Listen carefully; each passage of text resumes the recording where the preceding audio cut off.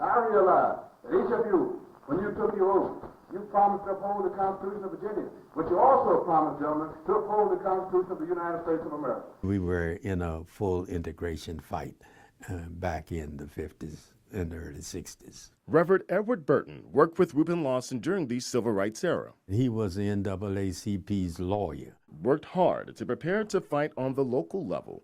He wanted to make sure public schools in Southwest Virginia were integrated when the Supreme Court ruled that racial segregation of public schools was unconstitutional in Brown versus Board of Education.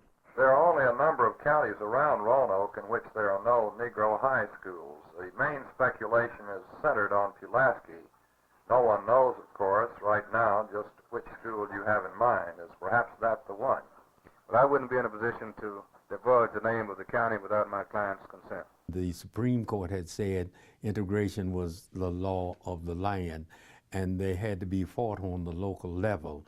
And Reuben Lawson was the attorney in this area. Burton, who was the vice president of the Roanoke chapter of the National Association for the Advancement of Colored People, says Lawson was a humble man and proud of the work that he's done to fight to desegregate schools in Southwest Virginia. That made me all the more interested in wanting to follow him and to do the same kind of thing. It gave me a kind of sense of pride. The judges must have agreed with him because he won each case. And public schools in the Commonwealth are now accessible to anyone. Burton, who worked with Lawson, wants to make sure his contributions are not forgotten by renaming the Richard Poff Federal Courthouse to the Reuben Lawson Federal Courthouse.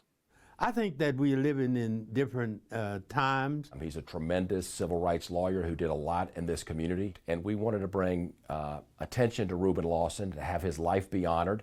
Fishwick and Reverend Burton, along with Roanoke community members, worked since October 2022 to get congressional leaders like Senators Mark Warner and Tim Kaine to push for a law, Senate Bill 3412, to change the courthouse name. Many in the community have supported us, and so we're very excited about the support we've received to honor this great American.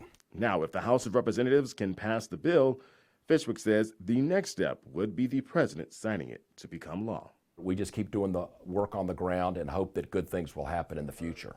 And honor a man who fought to integrate schools in Southwest Virginia. Duke Carter, 10 News, working for you.